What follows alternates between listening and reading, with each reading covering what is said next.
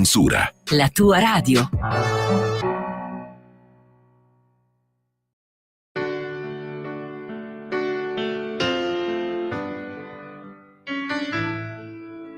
Va ora in onda Liberamente, variazioni e scorribande con Giovanni Sallusti.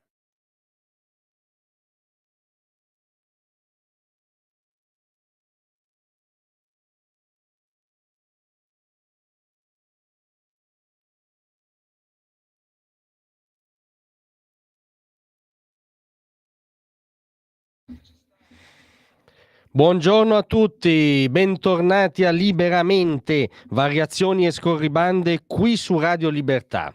Allora, forse in questi giorni di cronaca politica un po' impazzita, diciamo, in questi giorni in cui sembra che, data l'assenza di qualunque opposizione incisiva politicamente, il centrodestra coltivi la bizzarra idea di fare sia il governo che l'opposizione, insomma, di autocrearsi i problemi. Ovviamente tutto questo è ingigantito però dai giornaloni di oggi, che i più ottimisti, perché confondono sempre i loro desideri con la realtà, parlano di governo allo sbando e via dicendo, però forse è utile allora tornare ai fondamentali per non perdere completamente la bussola.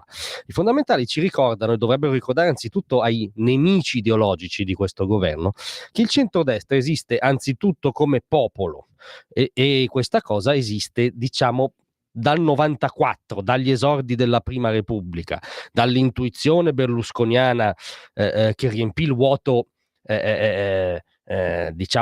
dovuto all'abbandono forzato dei partiti che avevano rappresentato la maggioranza silenziosa e moderata degli italiani nel dopoguerra, intuizione anticipata, a maggior ragione lo vogliamo dire qui, dal laboratorio settentrionale, dalla questione settentrionale sollevata a suo tempo dalla Lega, che era la prima spia di questo malessere, di soggetti che non avevano più interlocutori. Il centrodestra nasce per essere l'interlocutore di questa che abbiamo chiamato, non a caso, maggioranza silenziosa, cioè quella maggioranza di italiani che tendenzialmente vuole vivere, lavorare con un po' meno intrusione del socio occulto, cioè dello Stato, nelle vite, nei portafogli, nelle scelte, che non si riconosce in un'ideologia. All'epoca l'ideologia comunista e post-comunista, oggi diremmo l'ideologia woke, politicamente corretta, i nuovi fondamentalismi progressisti. Insomma, il centrodestra è anzitutto quel blocco sociale, popolare, valoriale lì, e quindi non è che si sta sfaldando, nel senso che quella domanda esisterà sempre e a quella domanda la sinistra non ha mai imbastito uno straccio di offerta politica credibile. Però la subordinata non secondaria è che i governanti di centrodestra devono essere all'altezza di quel popolo, di quell'istanza che loro rappresentano. Questo lo diciamo perché effettivamente, come ha detto oggi il ministro Salvini, per esempio intervistato sulla Verità, è un po' bizzarro che gli eredi di quella stagione di un partito nato sulla parola d'ordine della rivoluzione liberale si stia impiccando per difendere un balzello, cioè il canone Rai. È abbastanza un controsenso, insomma. Noi ieri qui ci siamo permesso di dire astenersi utili idioti, involontari in buona fede, ma utili idioti della sinistra non ce n'è bisogno in questo quadro, dove peraltro c'è una sinistra non credibile e che sarebbe iperdannosa se avesse le leve del governo. E quindi ci vuole questa coscienza, ecco. Va bene, è fisiologico che sotto manovra ci siano delle tensioni, accade in tutti i governi, un po' di bandierine che giustamente ne debba dire la Premier si devono sempre piantare.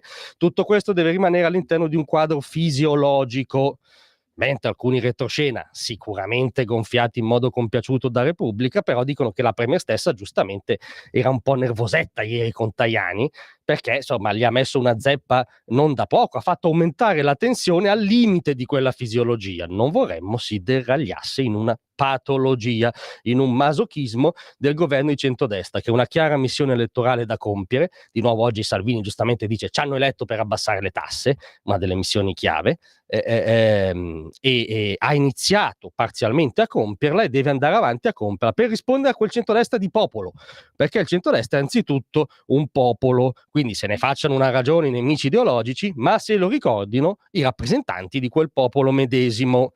Grazie a tutti, ma rimanete con noi perché tra pochissimo c'è il Bamba di Vittorio Feltri. Tra un manifesto e lo specchio.